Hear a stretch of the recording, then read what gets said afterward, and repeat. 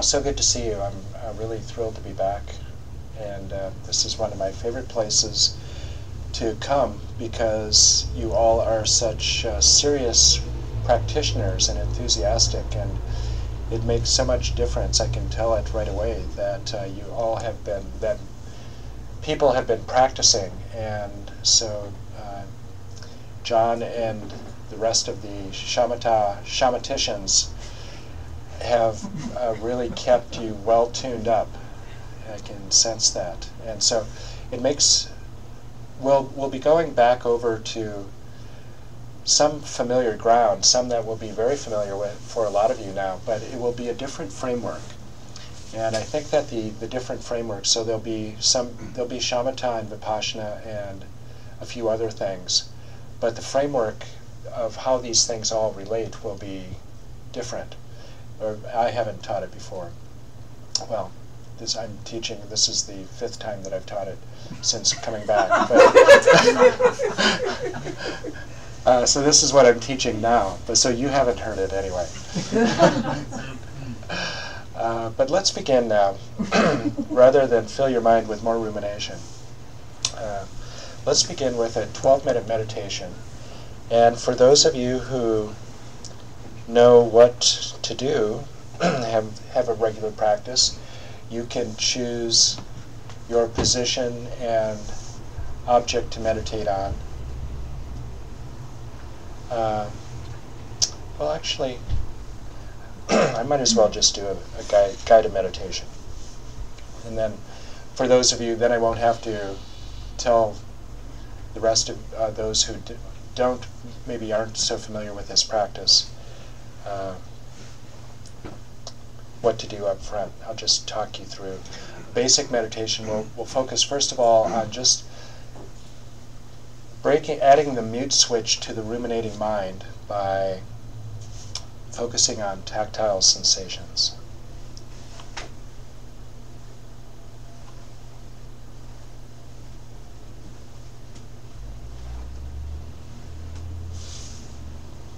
Oh, that's right. Still learning this system too. The timer doesn't go off on this thing when I have the microphone plugged in. So I have to go back to this one.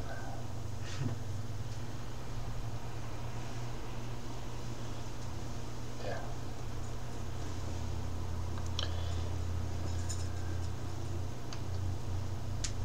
Do you have a bell? A striker? Oh yeah, look at that. That will make that easier. This side? Yeah.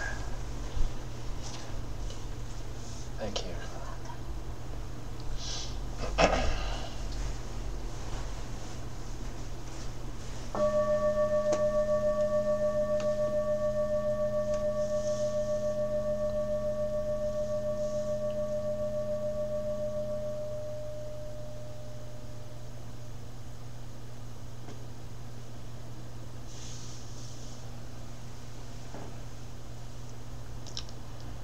Begin by releasing all thoughts, memories of what it took to get here, fantasies about what you're going to be doing later tonight.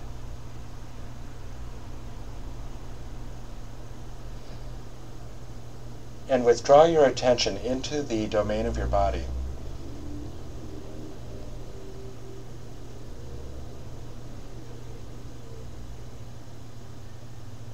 The fundamental skill that we will be using through all of our meditations is called bare attention. So give bare attention now, meaning that you are focused only on this single sense field of tactile sensations. Give your full bare attention to tactile sensations, and notice especially these in the beginning, sensations of solidity and firmness where your body is contacting the floor.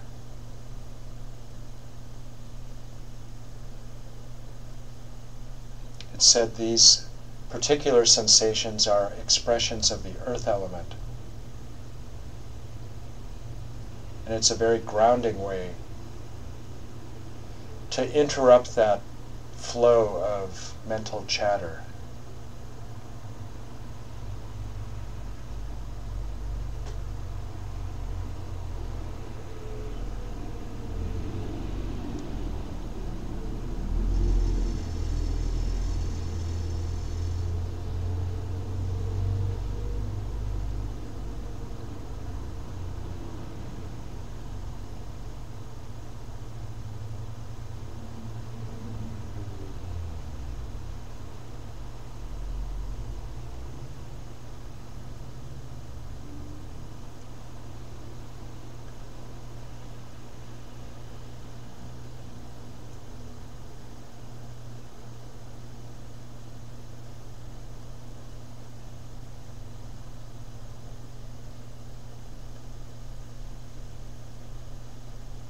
So in this system of Padmasambhava, we focus on settling the body, speech, and mind in their natural states.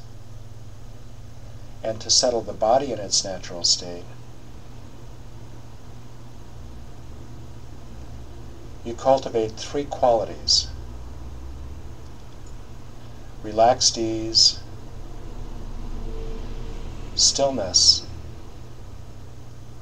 and an attitude of vigilant attention.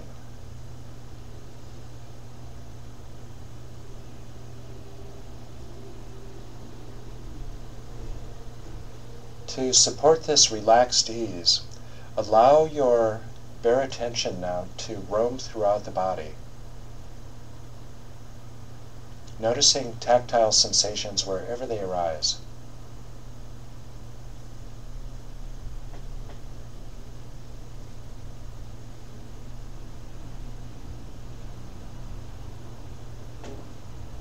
Relaxation is the fundamental prerequisite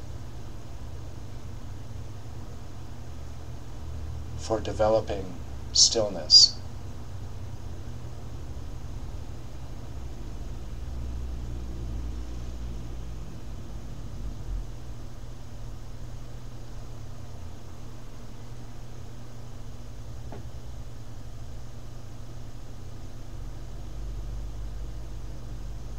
And focusing on tactile sensations is a very effective way of relaxing the mind.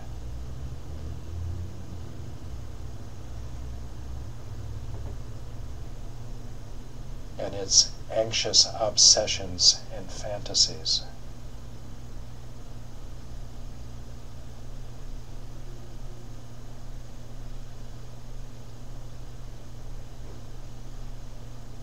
If among these tactile sensations you notice any sensations of pain or tension, allow your breath to be drawn to those sensations, and then release those sensations on the next exhalation.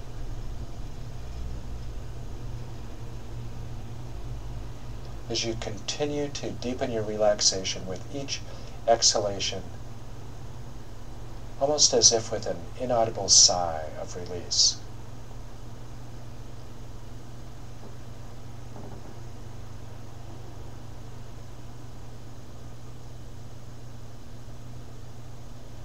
Try to keep your body as still as possible,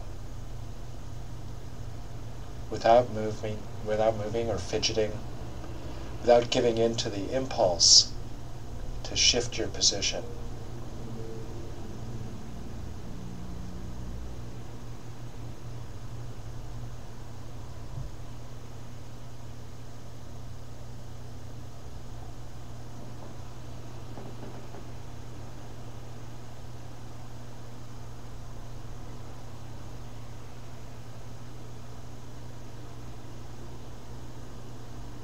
The stillness of the body supports the stillness of your mind.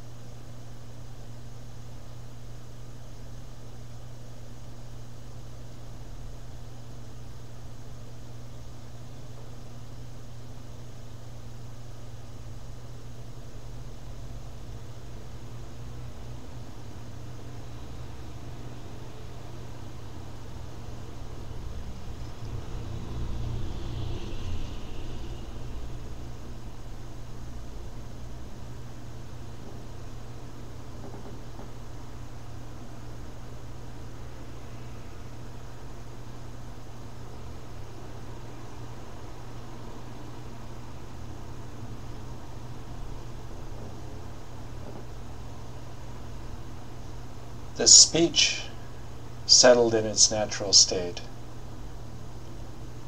is effortless silence.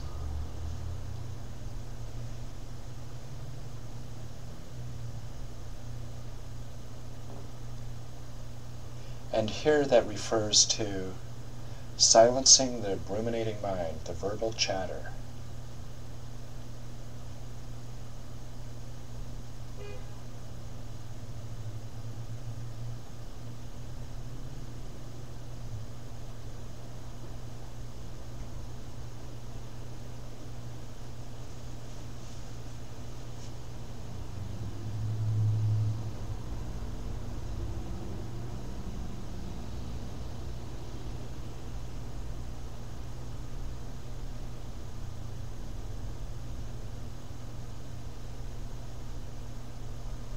Settling the mind in its natural state.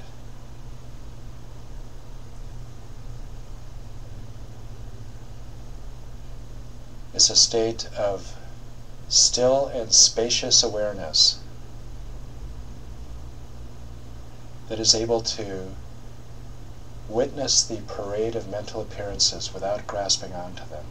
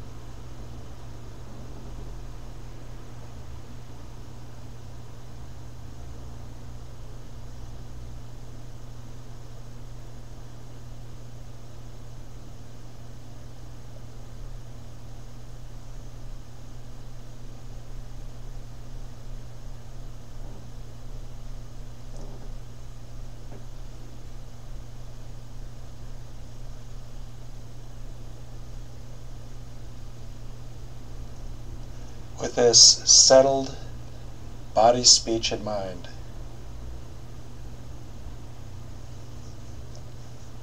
settled in their natural states of stillness and vividness, our mind is serviceable to both recognize the mental imbalances of our moment-to-moment experience, and to experience directly the non-conceptuality, luminosity, and bliss that are the natural qualities of the mind in balance.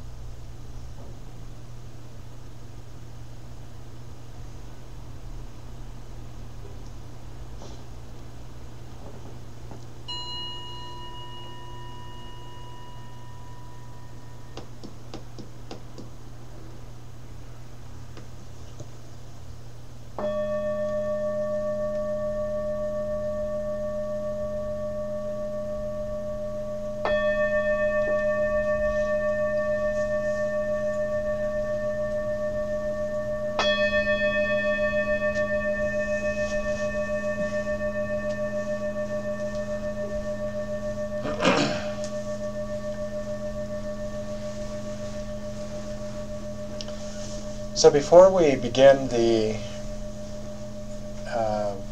investigation of these elements of mental balance that we're going to be devoting ourselves to this weekend. Just talk a little bit about the retreat. So this is a little bit different than a workshop in that this is called an urban retreat, so there must be some difference. And the difference really is that we have about an extra 4 hours because we're starting at 10 o'clock rather than 12. Usually the workshops are 5 hours, and so we have 10 until 5 with is it a half-hour break for lunch? Mm-hmm. Yeah. Yeah, so that's really great. And the extra time goes into meditation. So that's what makes it an urban retreat, that we actually get to have more time devoted to the experience of what this mental balance and the different elements of creating this mental balance, rather than it being a little bit perhaps unbalanced in the presentation of just a workshop, because there really is so much material to cover that maybe sometimes I just talk too much and you don't get enough time to meditate. So the really wonderful thing about the retreat is that you will get more time to meditate. So another element about the retreat is that we have, whenever retreat is mentioned, it always connotes silence also. So do you want to do that again?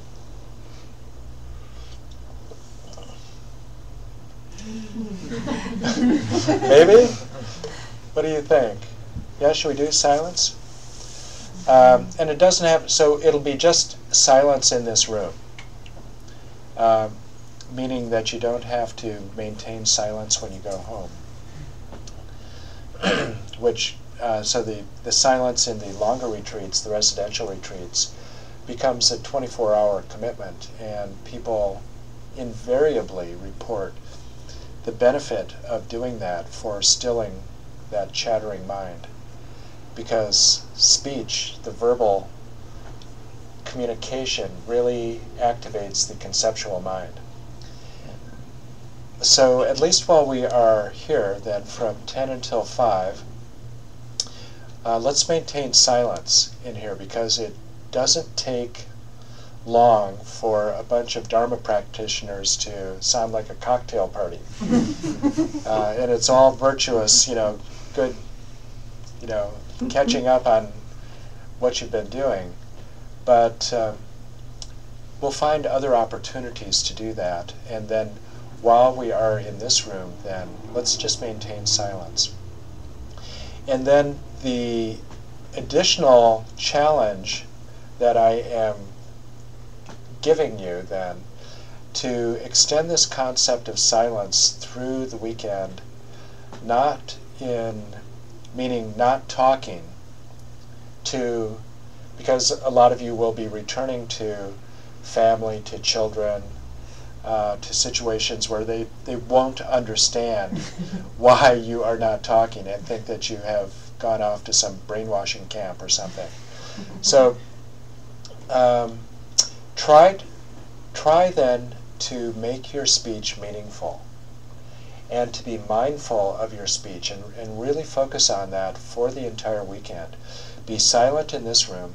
That really helps you to cultivate mindfulness of your interior, and then bring that mindfulness back out onto the street with you, and be mindful of your interactions. Notice, first of all, what it is that you're motivated to talk about.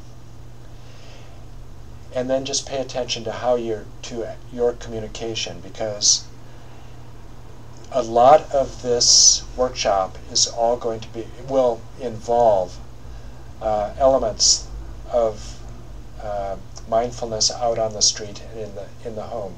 Your social relationships become a very important venue for applying the same kind of mindfulness that you give to your breathing, to your mental appearances.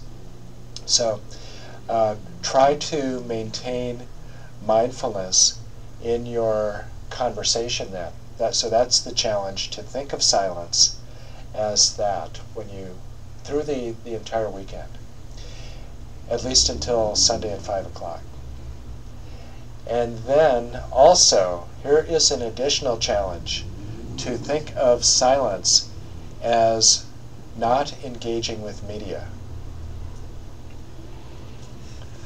That one brings a smile, doesn't it, to think of, that's an exhilarating challenge.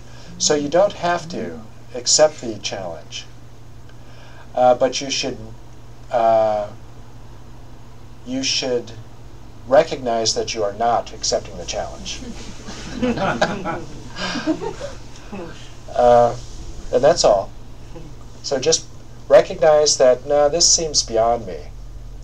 And that could be one of the most profound elements of silence these days.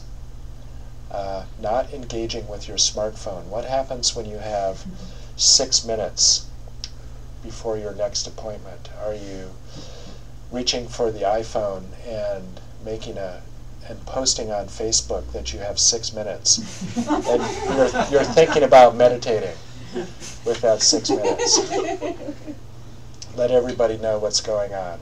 Or do you actually, it's just endless, the ways that we titillate the mind now and keep our attention aroused and never let it settle, because it's turbulence. This culture that we live in thrives on turbulence and stimulates turbulence, constant arousal. And so we have to swim upstream a bit if we are going to really make progress in shamatha, because it is developing single-pointed concentration, and there has never been a more centrifugal force in the history of the human mind than our multitasking global consumer culture. And I'm not the only person to say that. I mean, this is unprecedented. So you are going to have to swim upstream. And so I challenge you to not interact with the media, meaning it's okay if you don't know what's going on in Parliament. You have Parliament here, right? But not Congress. So it's okay if you don't know that. It's okay if you do choose to listen to music, let's say that's okay. That music's okay. But first of all, then do that mindfully also. Make this an experiment in mindfulness. Notice which music it is that you're choosing. And this will make a lot more sense on Sunday, when we begin to talk about emotional balance. Are you choosing a particular type of music in order to cultivate a particular mood? So just notice. Okay? And that's your challenge, to think of mindfulness in those ways. So in order then to support mindfulness, I am very, that's silence, anyway, while we're in this room. I am very interested in your questions, because hearing your questions really helps me a lot to know whether particular things that I say aren't clear, what I need to emphasize more, what to reiterate. So I do want to hear your questions, but in support of silence, let's again use written questions rather than the verbal questions from the floor, the press conference style. Because what I have noticed is that, because I have asked a lot of questions in retreat, and I notice, and I think I may not be the only one that this is the case for, when we are asking a question in a group, a very strong sense of I comes up. And I want to appear in a certain way to my friends. And the question that I ask will reflect who I am, and how smart I am, and how insightful I am, and all of that. Not necessarily, but there is can be some of that, or that I want to entertain or something. Anyway, there is always that element invariably.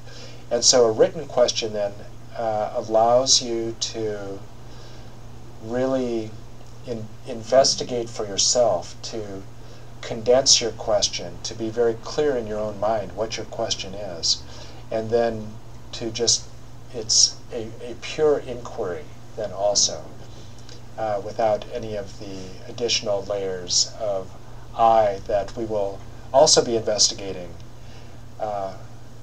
during the weekend. Those elements of I and how they come into and influence so many of the ways that we perceive the world. Now this is very germane. We have 4 meditation postures available to us still. And so for those of you who haven't had experience in this system before, you may be very happy to hear that one of the positions that is not only okay, but that you must meditate in is Shavasana. And for a lot of people, that is maybe one of the most, it could be one of the most important things that you'll learn all weekend, is just getting permission to be able to do that. And with the recognition that that is all in support of relaxation.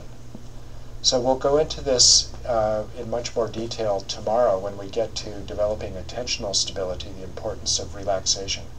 But I just want to mention these 4 positions now,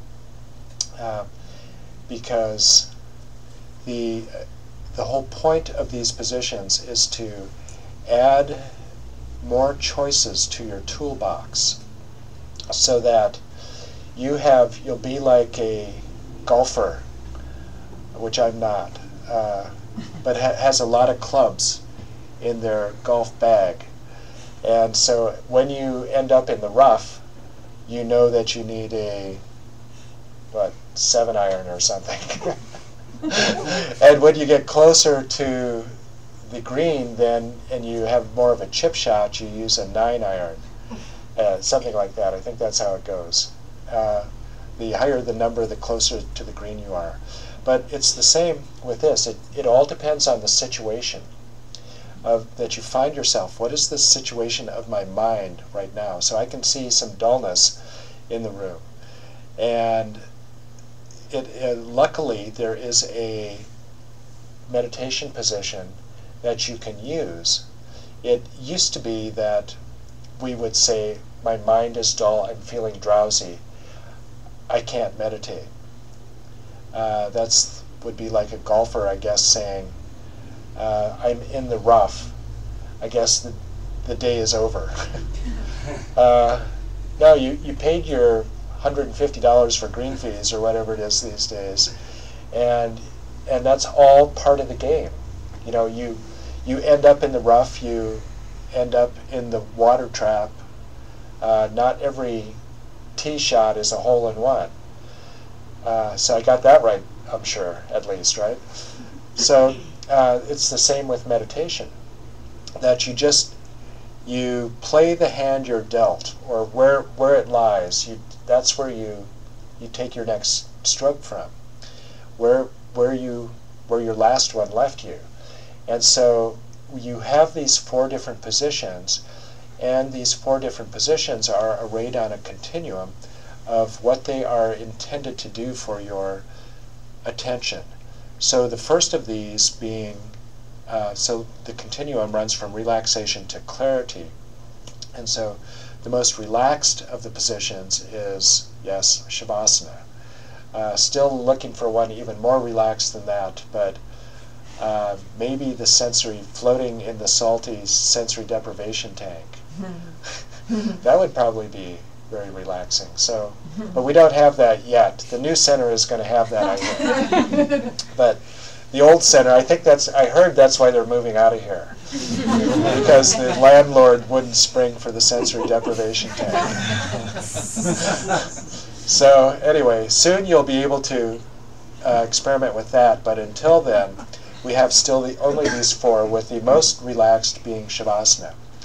And then moving towards the end of the spectrum that supports clarity is the seated position, because you just know that there is a lot more muscular tension involved in sitting upright, and you're engaging Muladhara, Uddiyana, at least those two bandhas.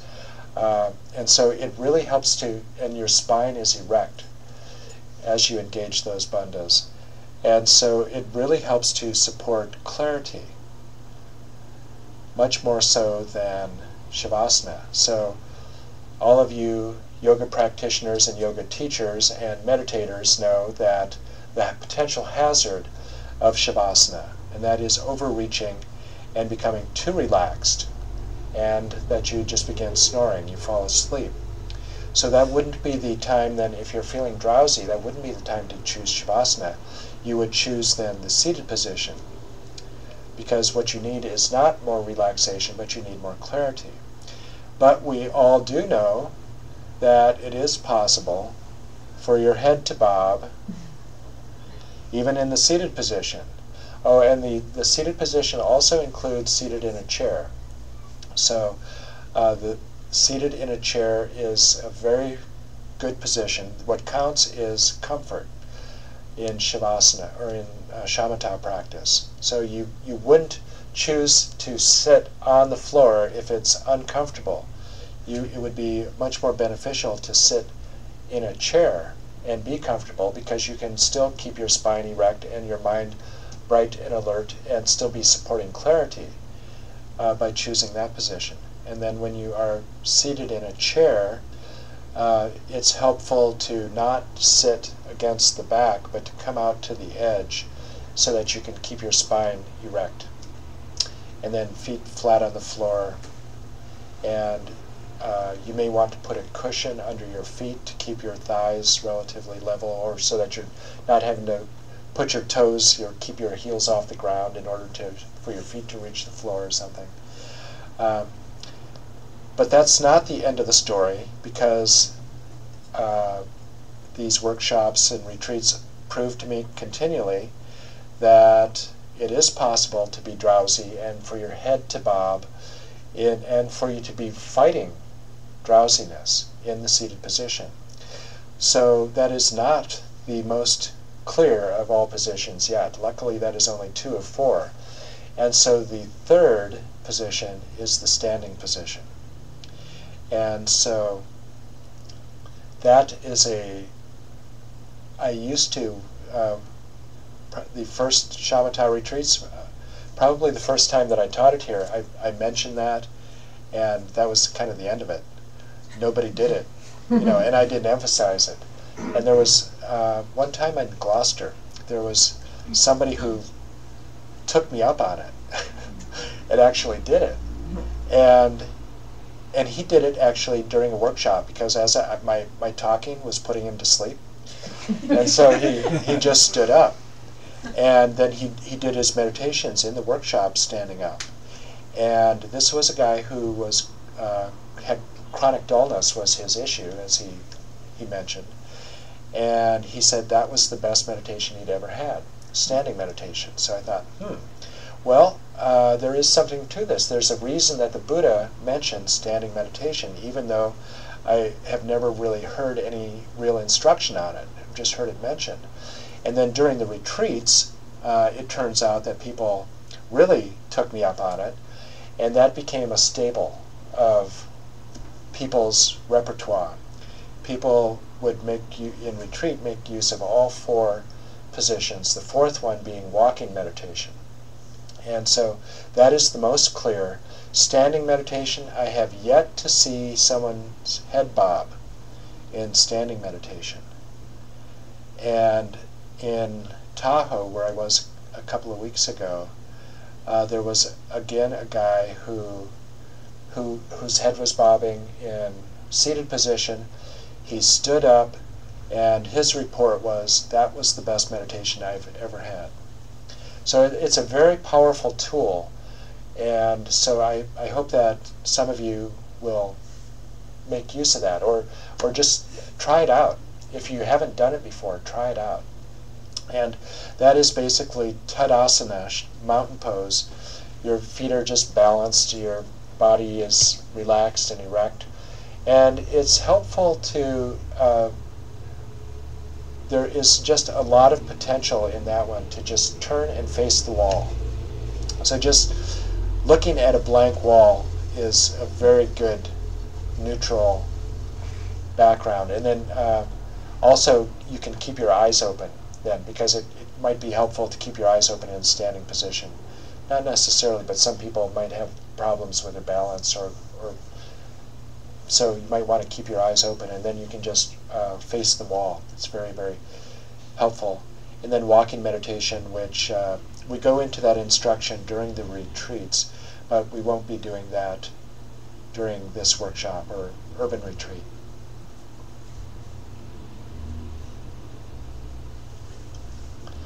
Oh, let's see if maybe this will.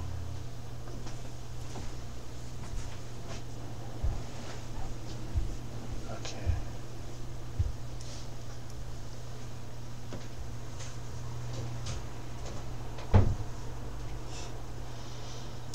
So our theme for this weekend is happiness. I'm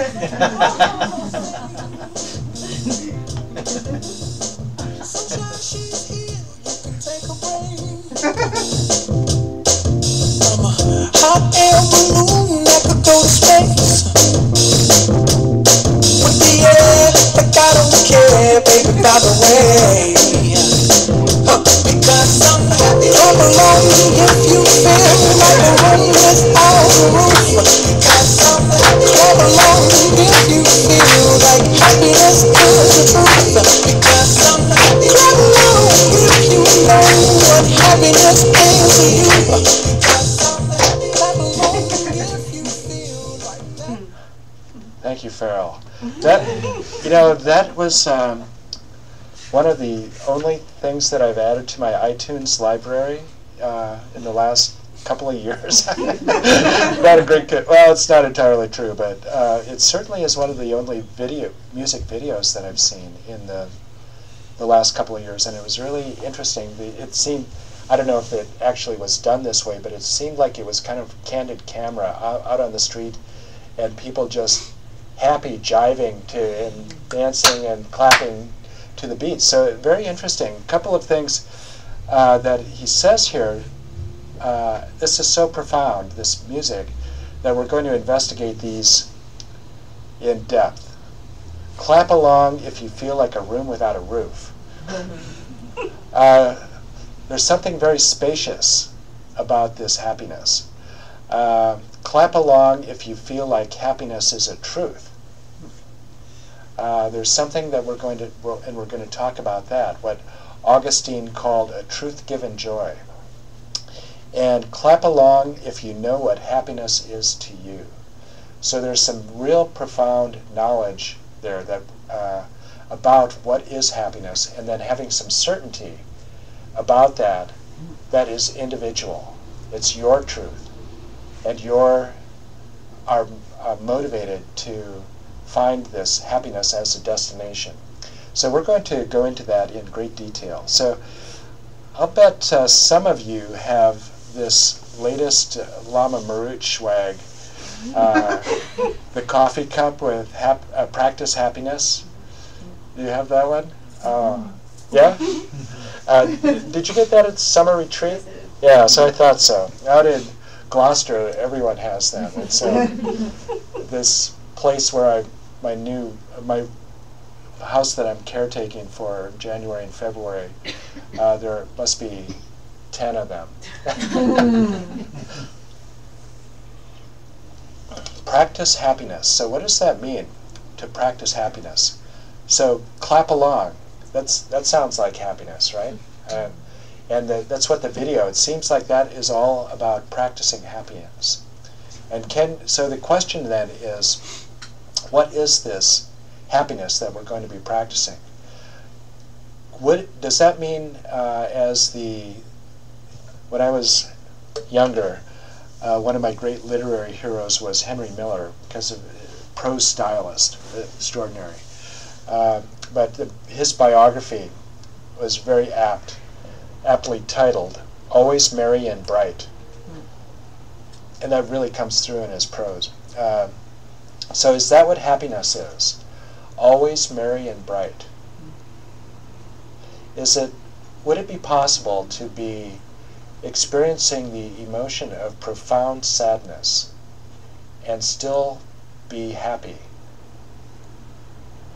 Would it be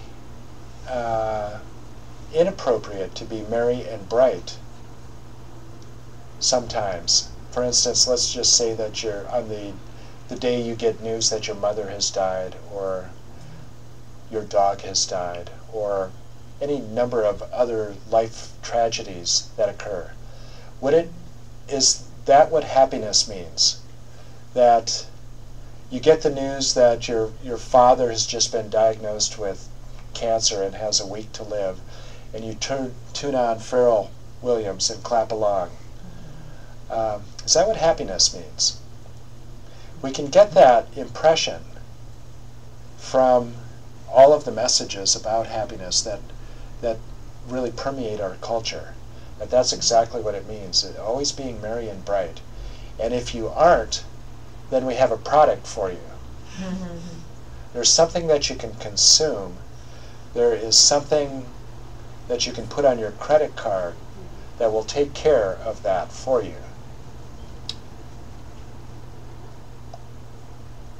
So this workshop, or this approach, and this framework for understanding happiness, I call the 4 dimensions of mental balance known as happiness. 4 dimensions of mental balance known as happiness. The basic supposition there is that if you balance your mind in these 4 dimensions, that happiness is the result. It is that you have a mental experience that is these 4 dimensions of mental balance, and that is what is known as happiness. This comes out of this approach to happiness and to mental balance comes out of a Mind Life conference in the year 2000 that Alan Wallace and Daniel Goleman organized for His Holiness the Dalai Lama. And so there were the usual cast of world-class, mostly affective psychologists. This was a conference on destructive emotions. And so there were the leading affective psychologists, a number of them in the world, say the top, 12 or so of the leading psychologists in the world in dialogue with the Dalai Lama, including Paul Ekman, who's one of the most prominent in this field of affective or emotional psychology.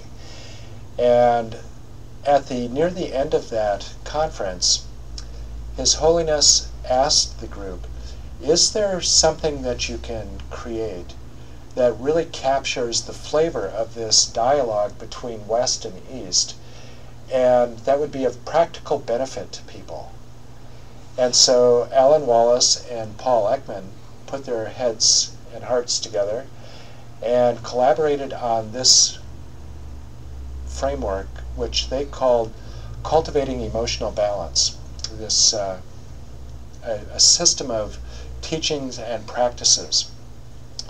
And so this system is a practical system that includes both a number of Tibetan Buddhist practices and also framework from leading edge affective psychology and neuroscience. And the two of them then create this very extraordinary collaboration that each helps to illuminate the other. And the Buddhist practices really provide a praxis for the framework that is in a language that people in the West can really understand, and it has a lot of, it's all based in research and in application in clinical settings as well. So Alan knows that I'm teaching this now, and he's very happy and enthusiastically endorses me teaching this right now. But he did ask me, please just don't call it cultivating emotional balance yet, because that is a trademark program. You call it trademark. You know, that's refers to this particular program that I will be going to a 5-week teacher training program, CEB teacher training near Sydney, Australia next summer. But he asked me to not call it that. He said, rip it off completely, cut and paste, just do your thing with it, like I always do. But just don't call it cultivating emotional balance yet. And then in 6 months, you know, please do call it cultivating emotional balance, because and then there's a whole plan. I have a whole plan for what to do with it once I start calling it cultivating emotional balance. So just so that you know that this basic framework of the 4 dimensions is the cultivating emotional balance. But I have also brought in a number of other sources also that from other people that are part of the mind-life world, like Richard Davidson, and other things in Paul Ekman that are probably in the cultivating emotional balance teacher training, but I haven't found yet. So this was then the whole CEB then was put through an $850,000 research study and showed a profound effectiveness. And then it was also the subject of 2 clinical trials, and again, very effective, especially for emotional imbalances. Anxiety, depression especially showed a great response to this. And then the results of those studies were published in the journal Emotion. So it's a very, and then it was also just presented as a modality, papers presented on it at this huge confab in big symposium of 400 people, international symposium in Boston about a month ago. That His Holiness and Alan both spoke at also, on contemplative science, and so this was also presented there.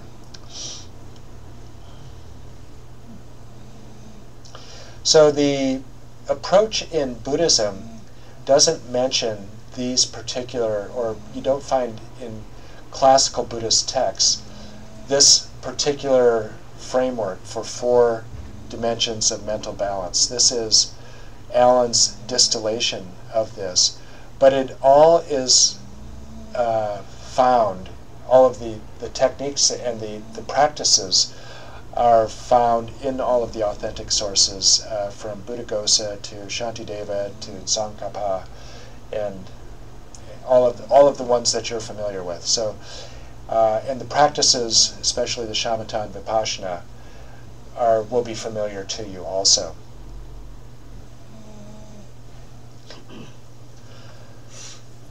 And one of the things that really excites me about this particular framework is that these 4 dimensions are very valuable, regardless, or to both clinicians and psychologists, and to Buddhist practitioners as well.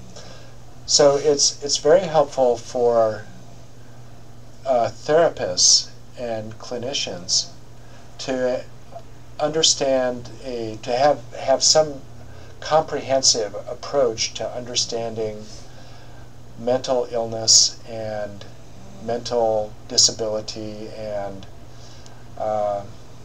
mental problems that send people to therapists.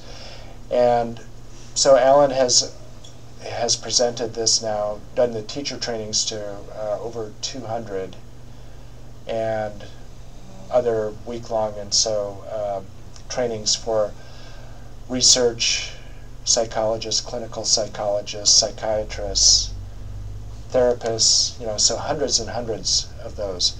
And he asked them each time, is there anything that you have run into in your practice, anything in the DSM-5 that you couldn't actually fit in this basic framework?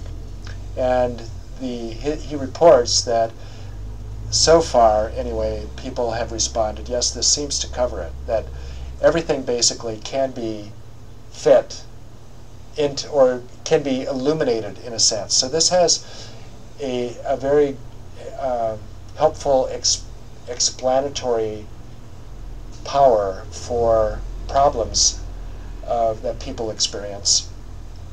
And it also is very helpful for Buddhist practitioners just to know what are, because all of these four, the reason that these four dimensions were chosen is that they encapsulate all of the basic practices for mental flourishing. So how do you reach the most exalted states of mental balance, the states of balance of a Buddha?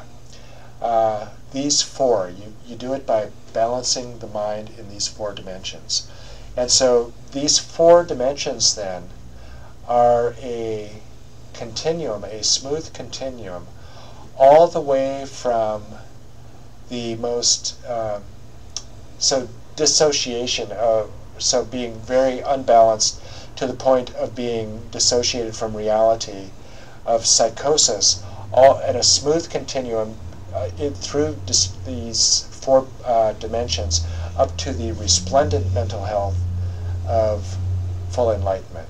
So it's helpful to have one framework that can describe the mind in this entire continuum from being profoundly unbalanced to being profoundly balanced, and having one set of practices and a framework that describes the imbalances, and then a set of practices that is all about establishing balances and in these four dimensions, and then predicting what the outcome of these will be with this extraordinary sanity that is possible.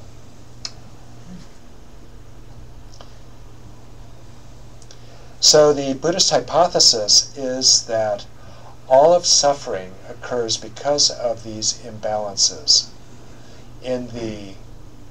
along these four dimensions. And the corollary is that if we can balance these imbalances, that we can eliminate suffering entirely and achieve that resplendent mental health of a Buddha. So our program this weekend, I'm hoping, will leave you feeling confident that you can diagnose your own imbalances and have a set of practices for righting those balances. And also what we will be doing is venturing into a new set of practices that you haven't had yet in your shamatha practice, that is all about contacting directly that with awareness, that state of mind that is in profound balance. So the getting direct access to a mind free of imbalance. So hopefully you will get the practices and a framework for doing both of those, and then Jono will continue to do his thing and others to prepare you then to keep the momentum going if all goes in the way that it has in the past. We haven't talked about that yet because who knows what is in store, but maybe by tomorrow I'll have a better idea of that. But the whole point though is that this is just whetting your appetite for the retreat that is in the what is it, the first 2 weeks of March? No, second 2 weeks of March. Last 2 weeks of March. And that then is where you will really have an opportunity to get into these practices and get profound experiences of both writing the balances or writing the imbalances, and then also the direct experience of a balanced mind.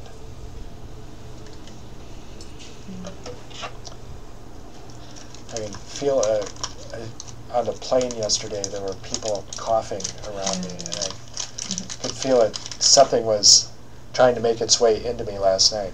It may have.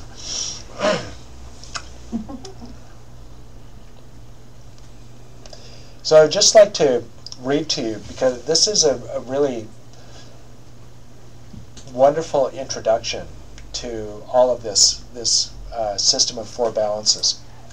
This has become part of the public record now in Tuscany, in the village of Castellina Marittima, an idyllic little village of 1,200 with all of the beautiful stone buildings that you associate with Tuscany and a view of the Mediterranean.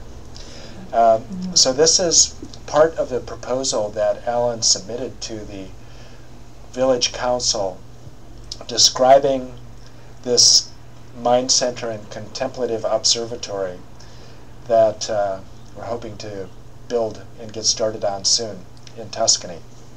So he described this as that the center will develop sophisticated methods of research through the close collaboration of highly trained scientists and contemplatives, integrating a wide range of meditative techniques with specific forms of therapy derived from modern psychology. Inspired by the results and studies of neuroscience, psychology, and meditation, the center will explore methods to improve attention, memory skills, mindfulness, and emotional balance. An additional field will be the study of the value of different types of meditation to develop high levels of mental health and well-being. So this is our program this weekend. These studies will focus on the cultivation of genuine happiness that arises from the realization of inner peace and mental balance without dependence on external conditions. To achieve this, it is necessary to develop and sustain four kinds of mental balance. 1, cognitive, entailing the cultivation of wise desires and intentions. 2, attentional, entailing the ability to focus one's attention with stability and clarity. 3, cognitive, entailing discerning mindfulness. And 4, emotional, entailing the development of emotional intelligence. Exceptional mental health and well-being is the natural result of such training in these four aspects of mental balance. So it just gives me a thrill to think that that is part of the public record now, and that there will be, if it comes down to it, there will be testimony maybe if there's opposition to it, or people, maybe some Italian Catholics or something would come and debate some of the proposals, and I could see this just, it just thrills me to think that, and it's going on up the chain now too. In the next couple of weeks, or well in January, the town council, the mayor, and the architect, the regional architect, are so enthralled with this because they both have experience with meditation and this system of meditation. One of them knows Alan. And so they're going to be presenting this proposal also to the regional Tuscan council to get their approval, because it's a non-conforming use in an agricultural area. So I can see these bureaucrats, these words coming out of their mouths also.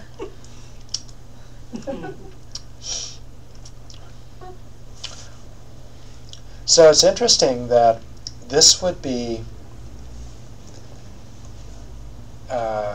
submitted as kind of the organizing principles for building a center in which people are going to go into long-term retreat.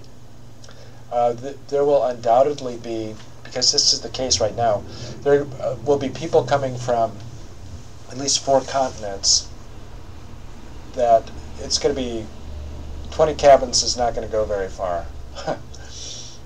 Because there will be people in long-term retreat who are in long-term retreat now, and Alan just wants to relocate to these ideal settings because they have such. The point is to achieve shamatha, so there will be people who are in it, shamatha or bust.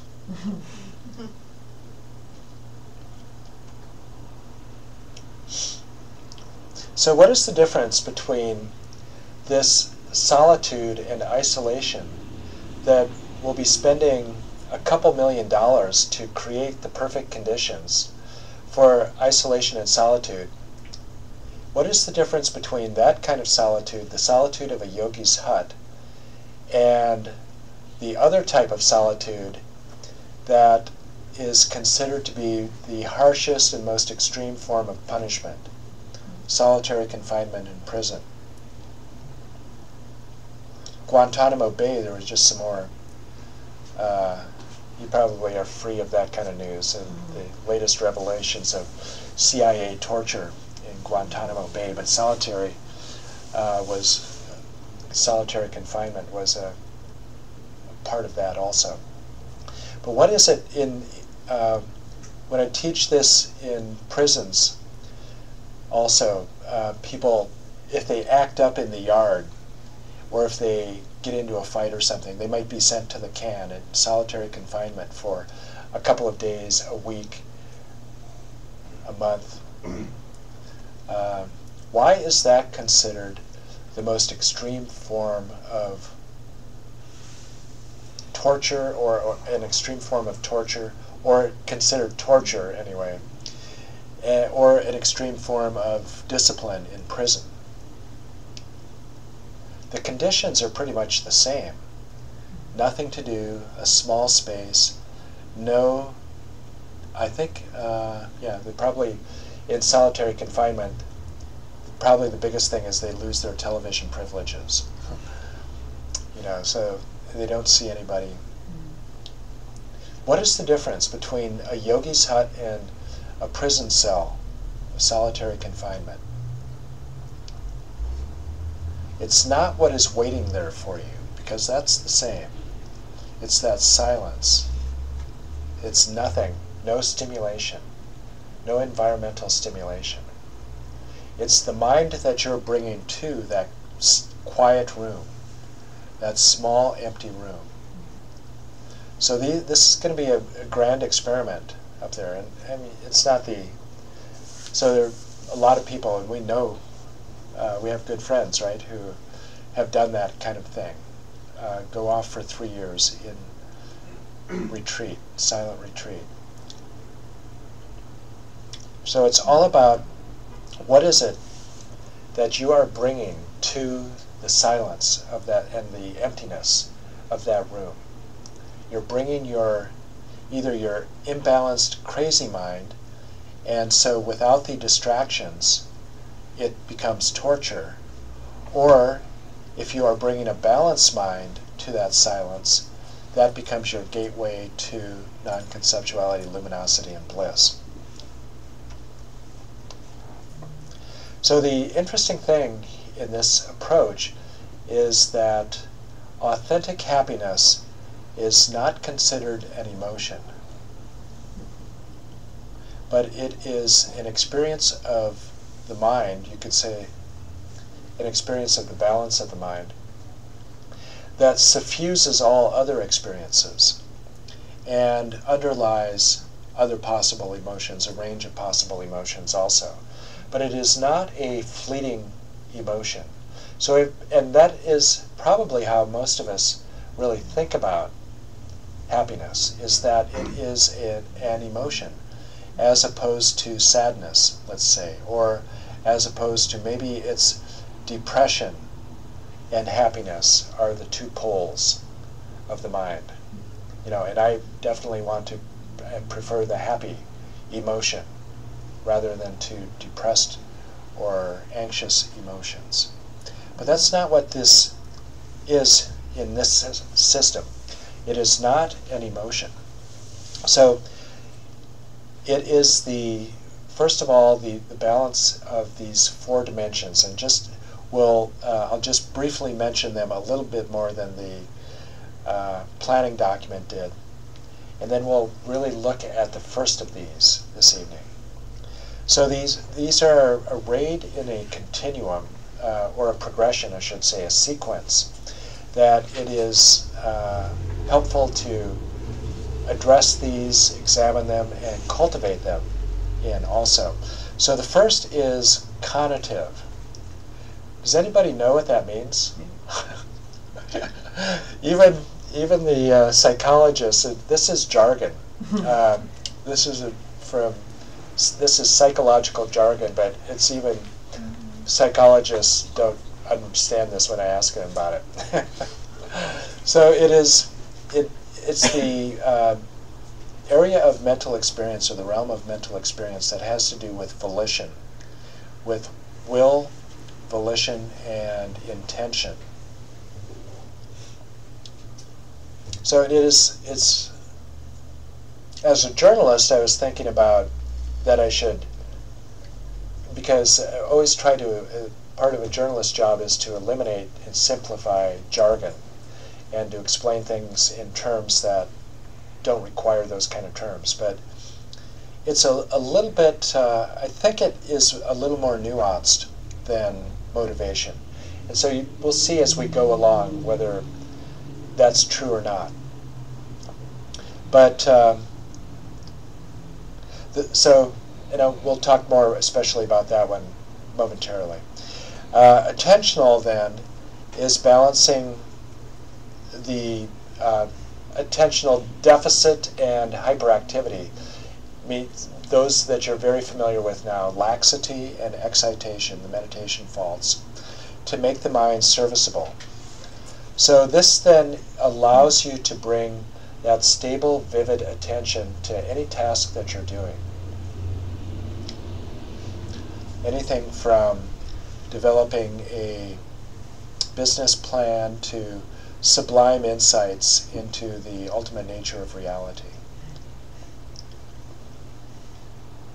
And we'll be, again, to do that, part of the brilliance of this whole framework also is that it incorporates things that we've already been working on for 2 years now. So we use the techniques and methods of shamatha. And this is what the whole Buddhist genre of meditation of shamatha was all about, developing this attentional stability, eliminating the imbalances of attentional deficit and attentional hyperactivity. The third of the dimensions that we are going to balance is cognitive. And here we use discerning mindfulness to attend to the nature of reality. So to do that, we have to employ stable, vivid attention, first of all. So this is why, again, shamatha comes before vipassana in the sequence of those two. You first of all have to make your mind serviceable, develop the contemplative technology, and then you run the experiments of contemplative science. You begin to investigate the nature of the mind and the nature of appearances to the mind. But you need stable, vivid attention in order to do that. And the whole point is that then in this dimension is, can we engage in reality and see it for what it is, rather than see only the distortion of our projections? So that is the task of balancing in the cognitive dimension. And then the fourth, the affective or emotional balance, is really the natural result of the balancing of the previous three dimensions. So when you are able to balance attention, or first of all, conation, or your motivation, and attention and cognition, then you, by eliminating those imbalances, emotional balance is said to be the natural result of that.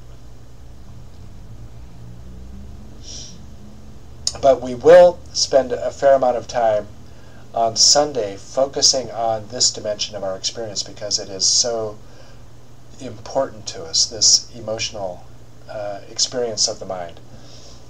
And there is a lot of very interesting neuroscience that has been done as a largely as a result, I think, of that 2000 Mind Life conference. All of a sudden, Paul Ekman and Richard Davidson especially went on to do a lot of research, and then there are this whole new field of while that was happening, this whole new field of interpersonal neurobiology and all of these things have really come into their own in the last decade. So there's a lot of very interesting elements, ways of looking at our emotional life and the emotional life of the mind that are illuminated by some of this neuroscience. So we'll have a close look at that as well.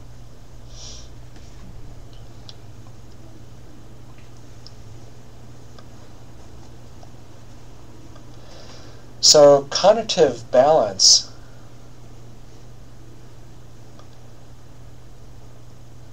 begins with developing cognitive intelligence.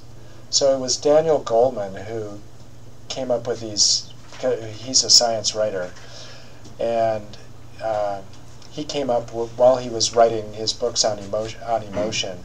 He came up with this term, emotional intelligence, and then a more recent book is social intelligence as well, that deals with this interpersonal neurobiology or social neuroscience.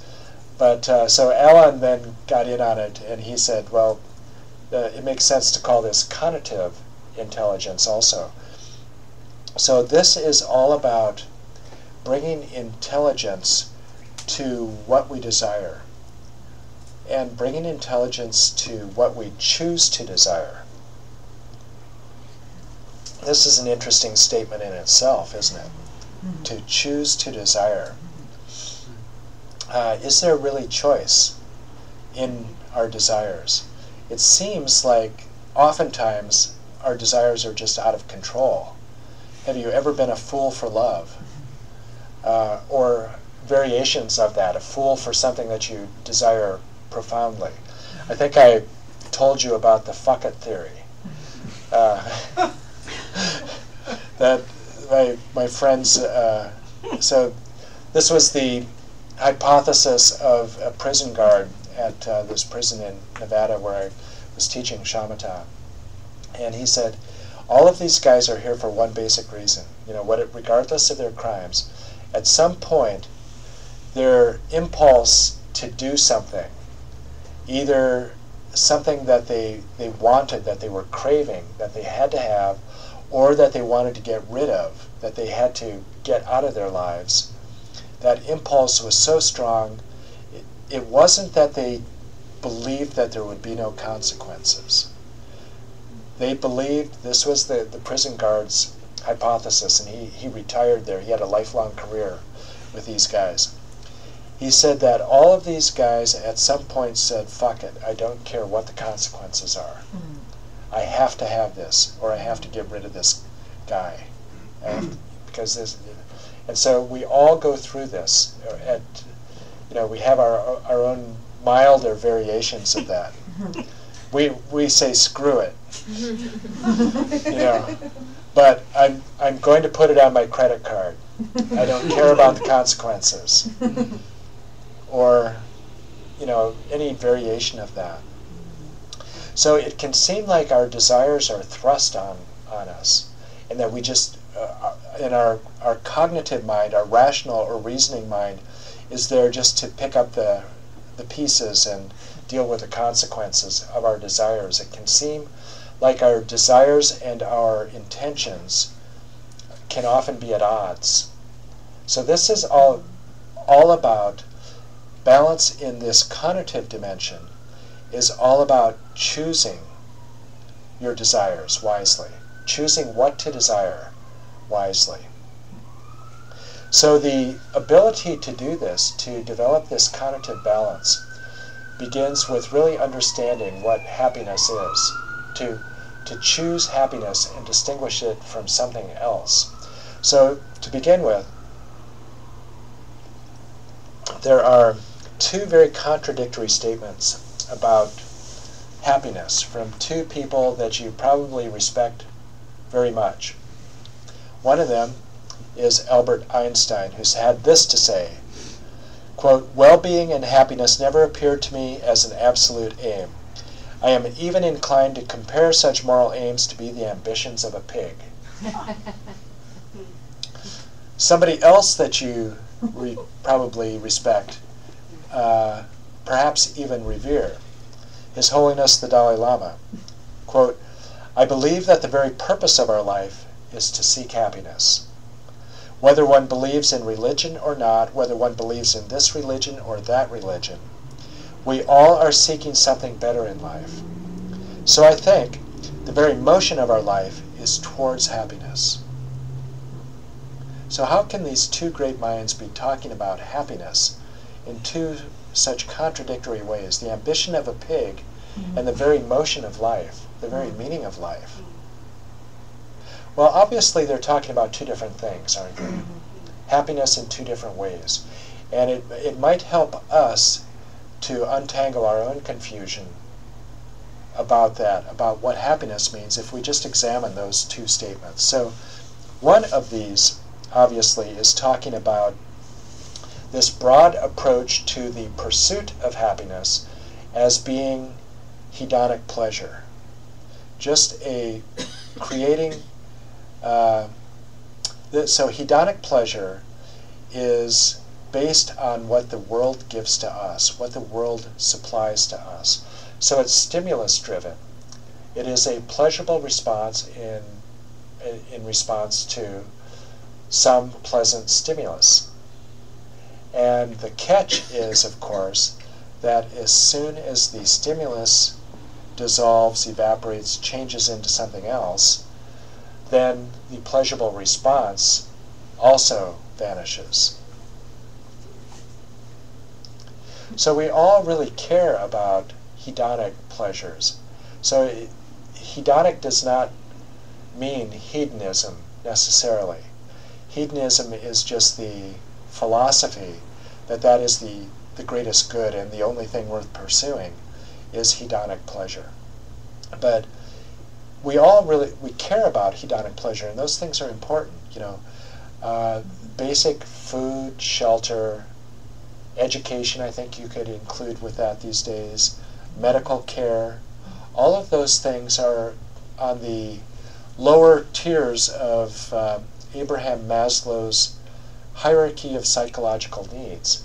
You're going to need to take care of those before you get to the other higher realms of self-actualization. So these hedonic needs are important. But when is enough of these hedonic pleasures? Is more always better of these hedonic pleasures? So if this is your pursuit of happiness, this is helpful to know, isn't it? When is enough, especially at Christmas time? So this has been the subject of,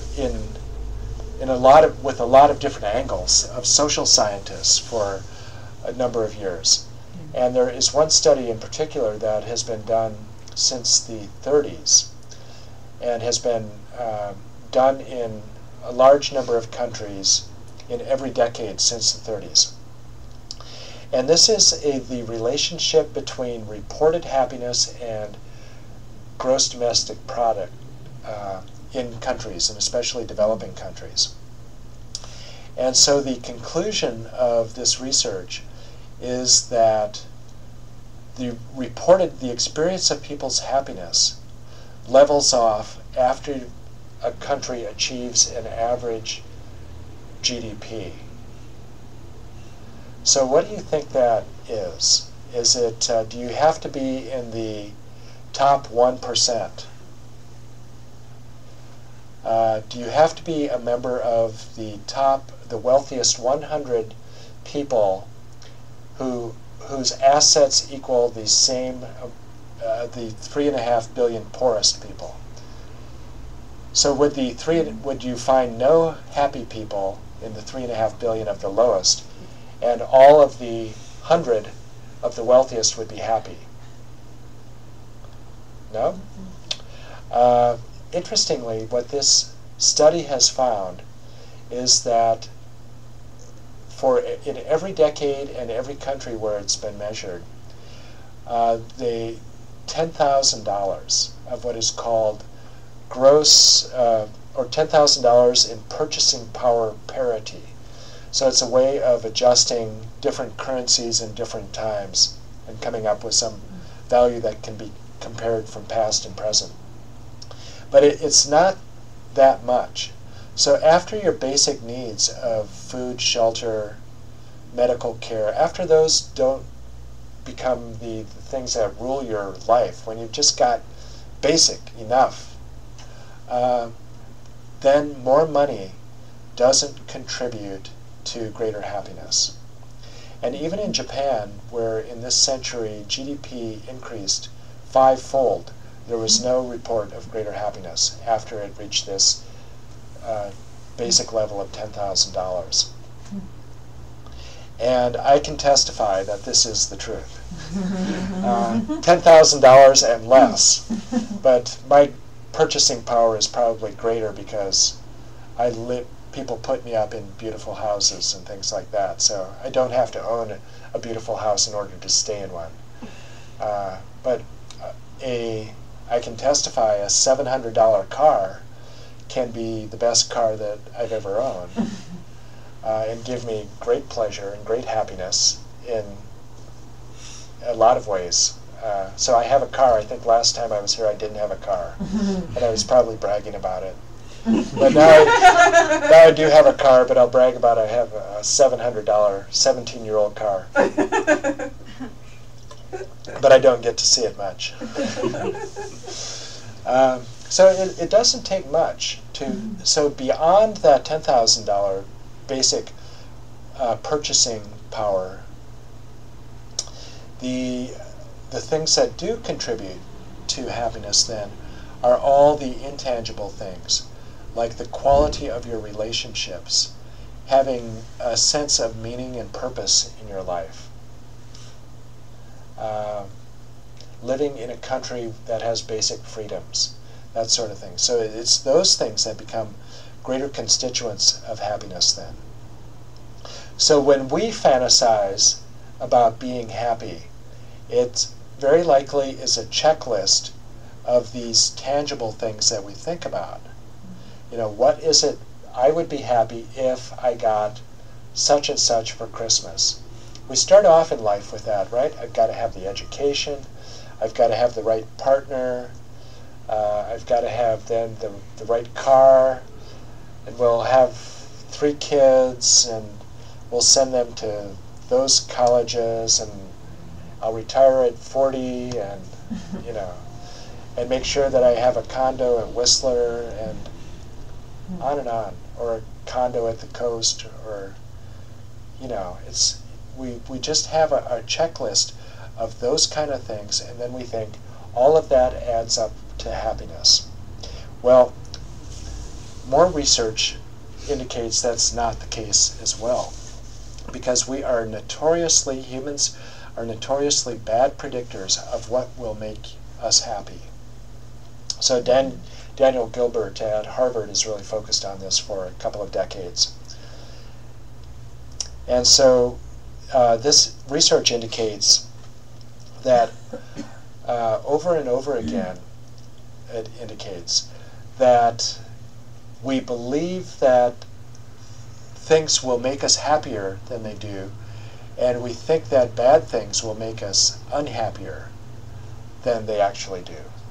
So in his research, people basically fall around on a scale of 0 to 100. People report their happiness on average at about 75. So it's like Garrison Keillor's Lake Wobegon, where all the children are above average. We all report that we're, above average in happiness, but not perfectly happy. And so the and we strive for that feeling of 100%. And sometimes circumstances just conspire to deliver that, and we feel that sublime, or that state of happiness, but it doesn't last. And we then will fairly quickly fall back to our set point of happiness. And it's the same for great tragedies in our lives. We spend a great deal of time in anxious dread, or some people more than others, in anxious dread of the thing that we think is going to knock us down to a 10 or a 20, which might be the death of my mother, the breakup of a relationship, getting fired from the job. Those would knock my happiness from 75 down to 10 or 20. Well, what the research shows also is that people recover very quickly from, typically, if they are in the zone of kind of normal resilience anyway, that they recover back to their set point again. So the good news is that becoming blind isn't going to make you as unhappy as you might fear that it would. And the bad news is that winning the lottery isn't going to make you as happy as you think it will when you buy the ticket.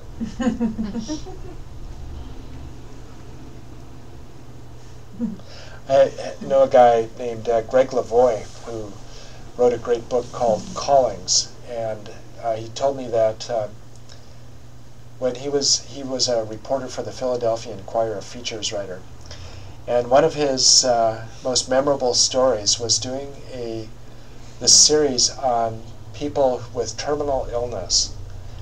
And the thing that struck him so much in his research was that people reported over and over again that being diagnosed with this terminal illness was the best thing that had ever happened to them. Isn't that counterintuitive? Their lives had changed in such profound ways. Their lives had become so much more meaningful to them that it seemed to them that it was worth it.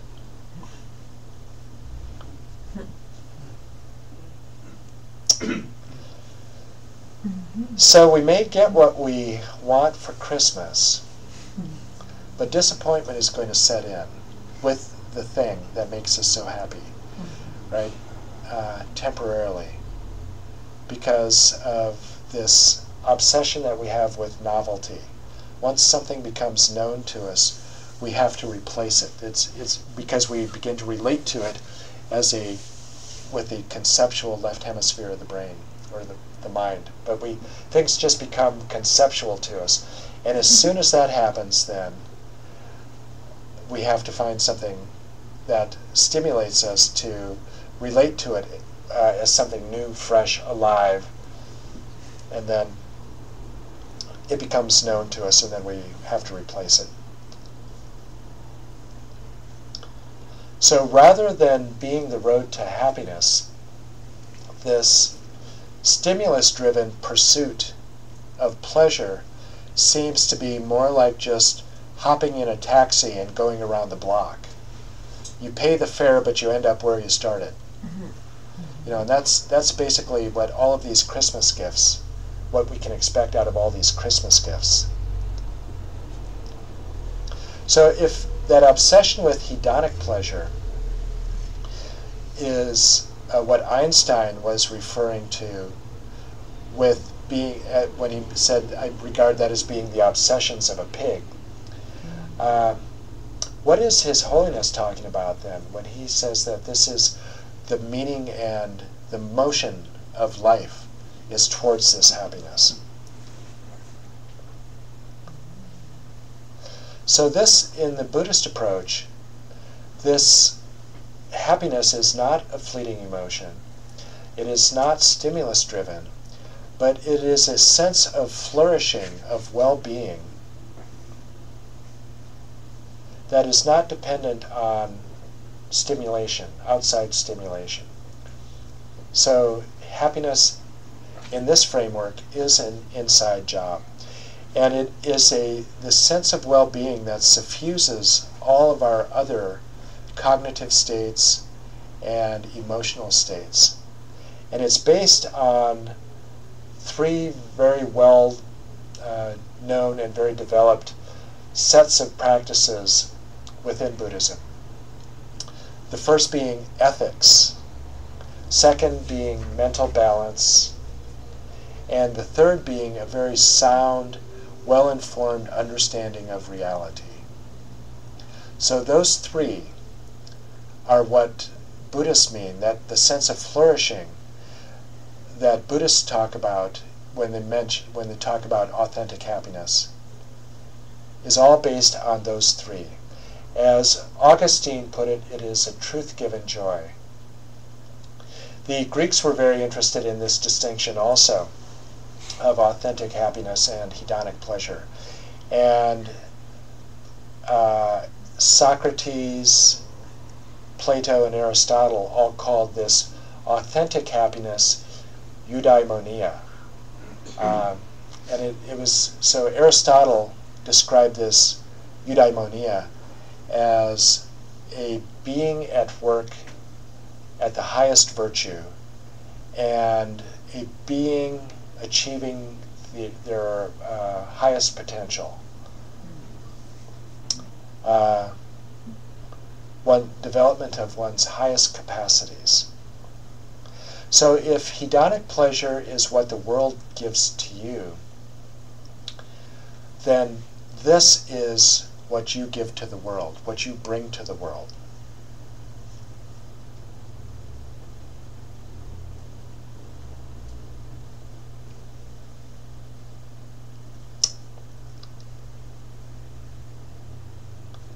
So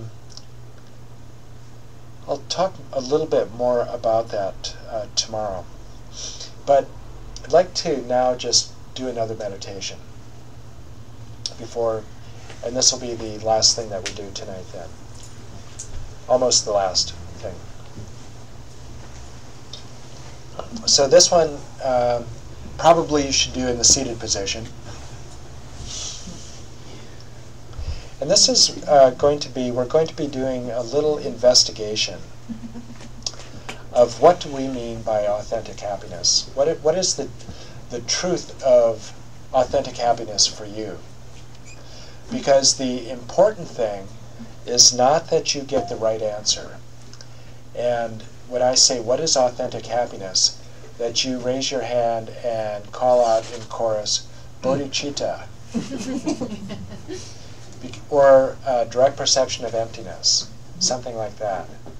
Because what counts is that this have enough power to become an organizing principle for you. So this is not adopting what someone else tells you is the meaning of authentic happiness. Not the Buddha, not Aristotle.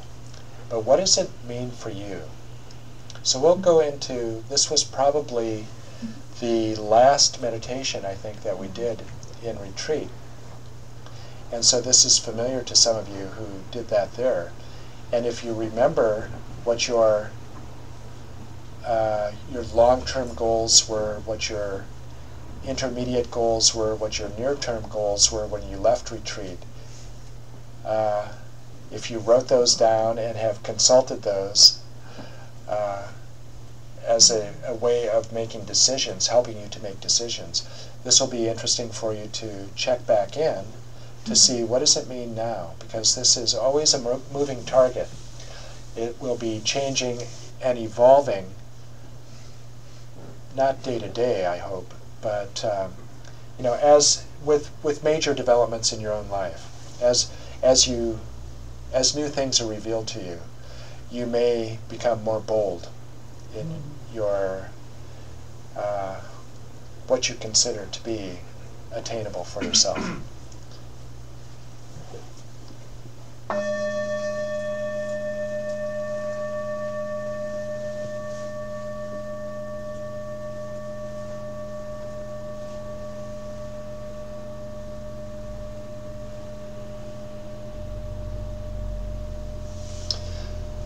So begin by settling your body in its natural state.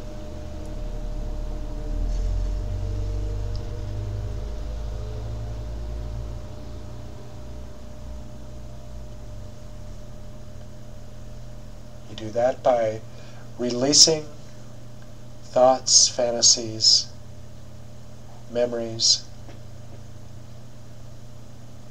and focusing bare attention on tactile sensations within the body.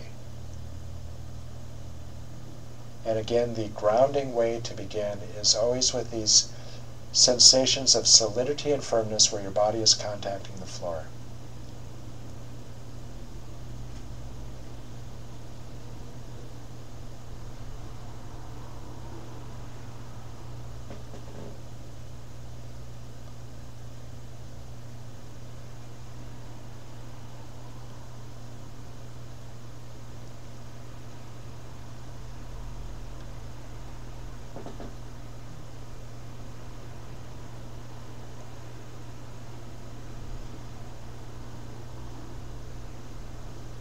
And now from this immediate moment-to-moment experience of actuality,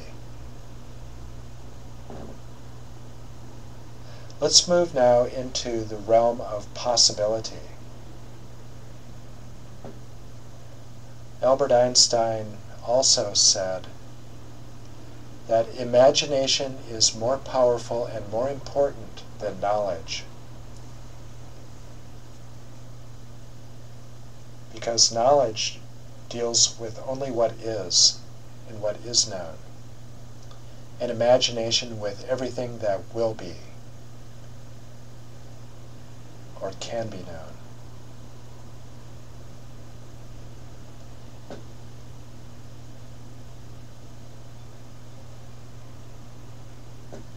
And there are some things that only become true to your experience after you begin to believe in them.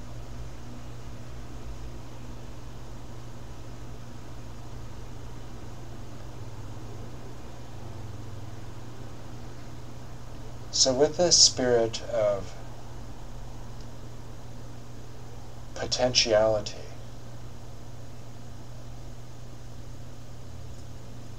ask yourself from the deepest center of your mind, what is my heart's desire?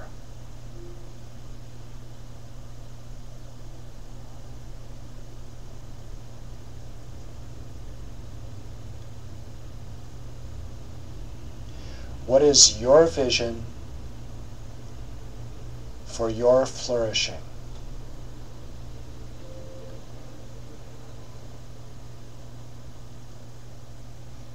What would give you the greatest joy, sense of purpose, and meaning in your life?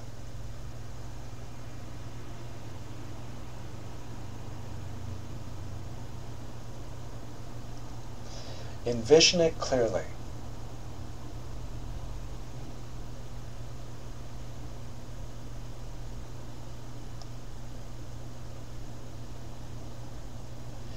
And be bold in your belief that your imagination cannot exceed your capacity for making it be true.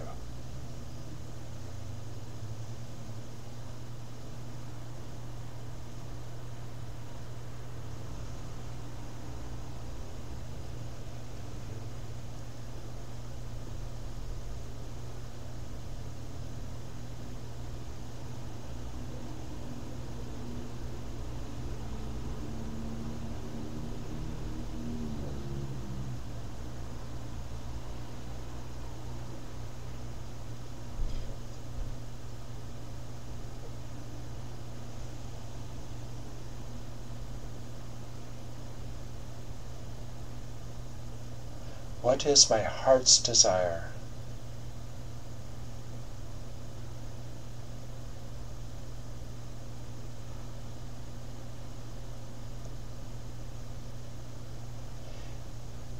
And now, with that clear vision in mind,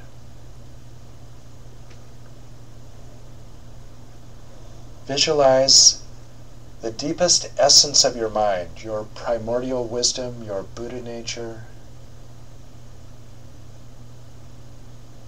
as an orb of radiant light the size of a pearl at your heart.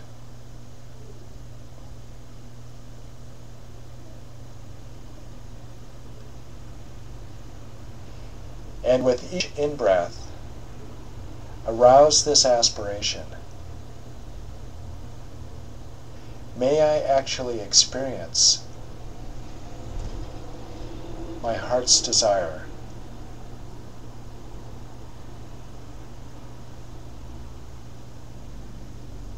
May this become my moment-to-moment experience here and now.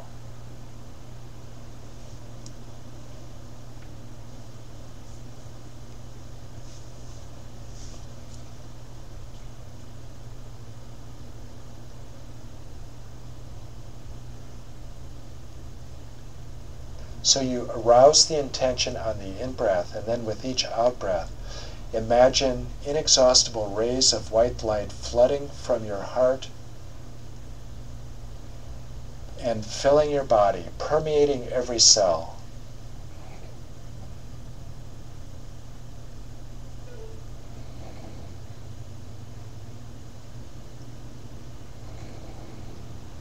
As you realize that happiness that you envision.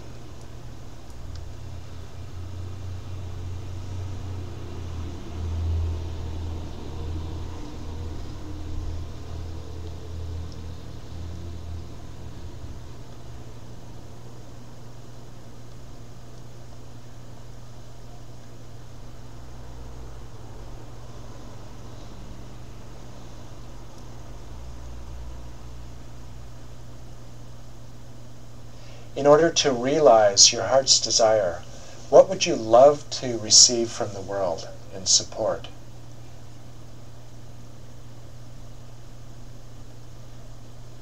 Materially, spiritually, psychologically, from those near and far, and in the short term and the long term.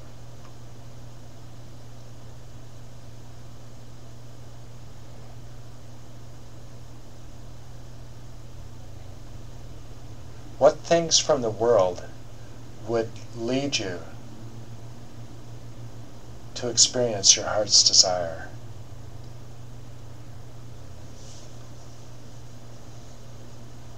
This could be tangible things like a car that runs, a larger apartment,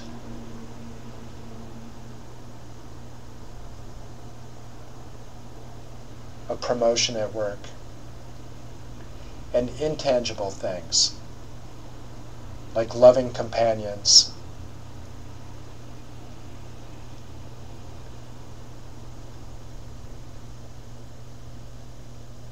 peace in the world,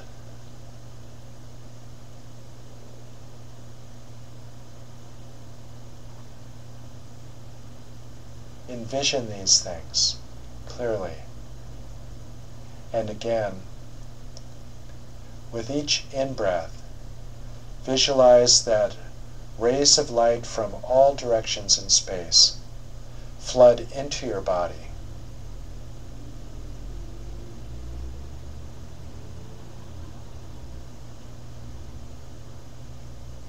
Delivering all of these elements in support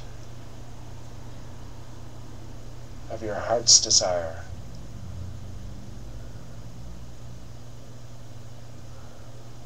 And with each out-breath,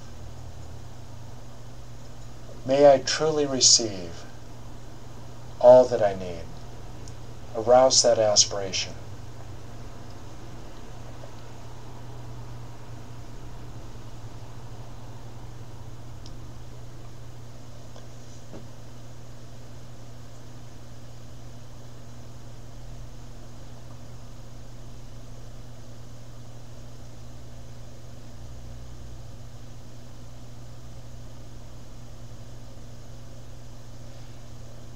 It will not be possible, of course, to achieve this highest aspiration without some transformation.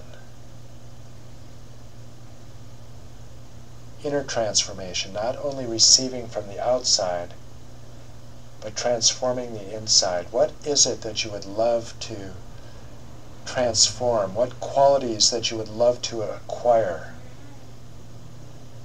in support of achieving your heart's desire? What qualities would you love to be free of?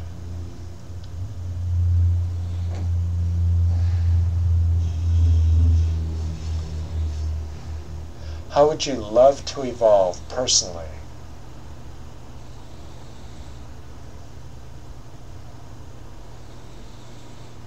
To move you towards your goal?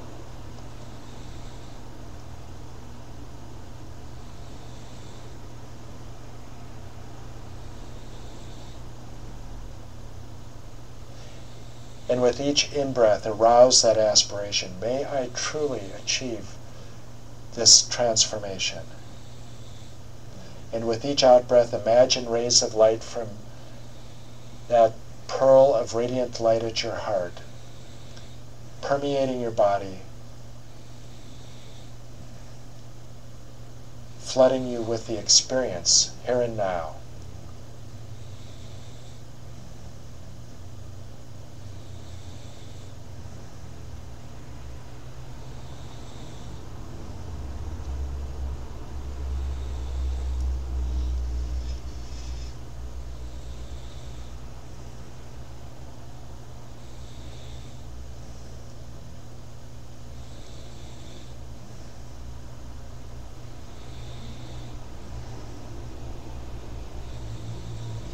And finally, what would you love to offer to the world so that your own life would be as meaningful as possible?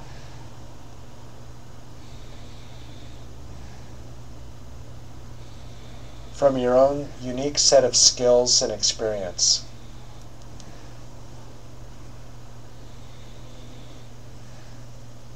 What is it that you could give that would make your own experience and skills the most meaningful?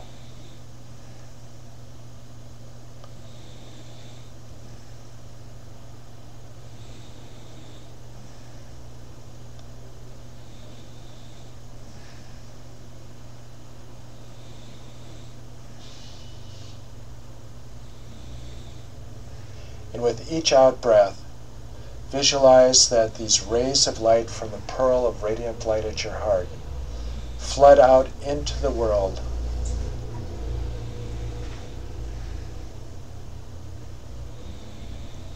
making gifts to all those around you of what you would like to share from your own unique genius.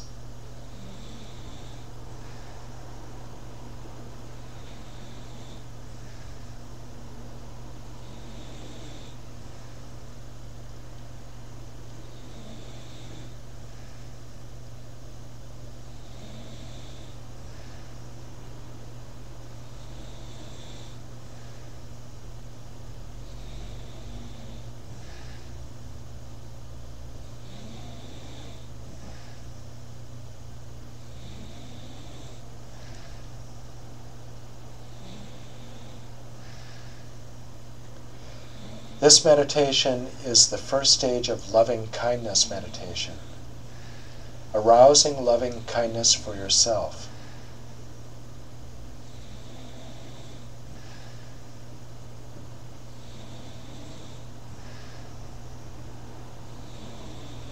Feel that deep affection and fondness for this goal, for the person, the you that aspires to this happiness.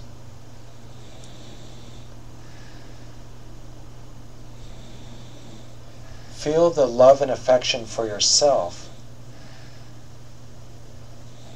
that your closest friends or your most intimate partners feel for you.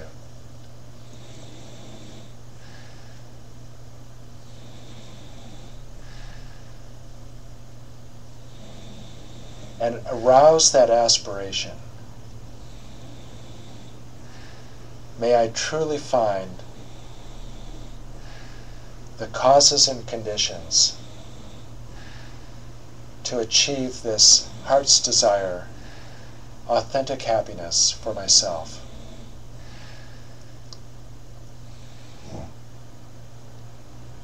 May I truly be happy.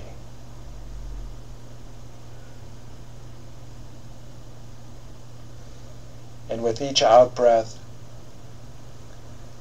visualize again radiant white light flooding from your heart,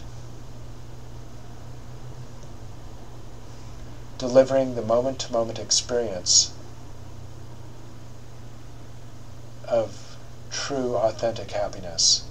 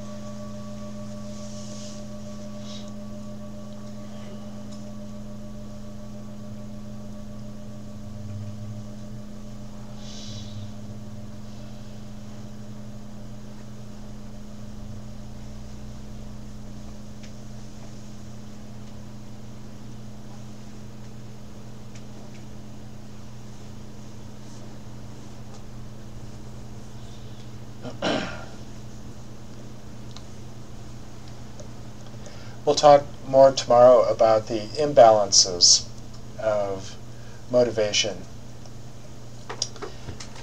But the reason that this comes first is important because it's your motivation, or this conation, that really adds coherence to your life, to all the activities of your life. So this is what really turns your life into a path, leading in a direction, rather than your life just being a collection of random things that seem to happen to you. But you actually have a vision for your own flourishing, and then you set out to make everything coherent. You use this motivation as a way of making decisions about what to do. So interestingly, in Buddhism, it's said that if you work on this motivational balance for a period, that you will naturally begin to think of others' happiness as well as your own. But this loving kindness and bodhicitta are actually not considered to be emotions. They fall into this conative realm and are said to be aspirations rather than motivation, or rather than emotions. And so the bodhicitta here begins with a vision which turns into an aspiration, which then turns into intention. So the important thing with conation is to actually have a plan to do something, to have a game plan, for this not to be a fleeting emotion, but for this actually to become intention. And without intention, if it is just an emotion, this can just become like conversation at a cocktail party and not have much more meaning or much more power than that. But if it does become your organizing principle, if you don't just supply in these Meditation's investigating your heart's desire. If you don't just fill in what you think is the right answer, but really access what is something that has the kind of gravitational attraction, a vision that has the gravitational attraction that all of my activities begin to orbit around it, then your life becomes a path. And so if your path then becomes to help all others, to first of all achieve your highest potential so that you can help all others, that requires a game plan to do that. Otherwise it is just idle cocktail party conversation. And your game plan would be to balance conation, attention, cognitive and emotional dimensions of your mind. That becomes your game plan if you're serious about being able to help other people. And we'll talk in much more detail about why that would be the case tomorrow. But until then, have a good night's sleep. Rise to the challenge of silence if you are up to it, of your vision for silence, and really think about your heart's desire tonight. Don't let that end with the sound of the gong, but let that be your contemplation tonight. Enrich it and continue to envision that, and let that then be the motivation for the weekend.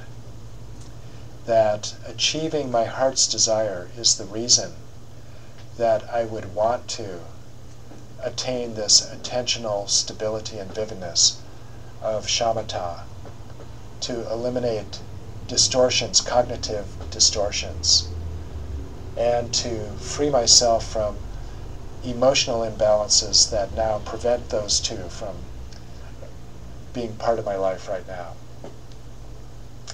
So have sweet dreams, and I'll see you tomorrow at 10 o'clock.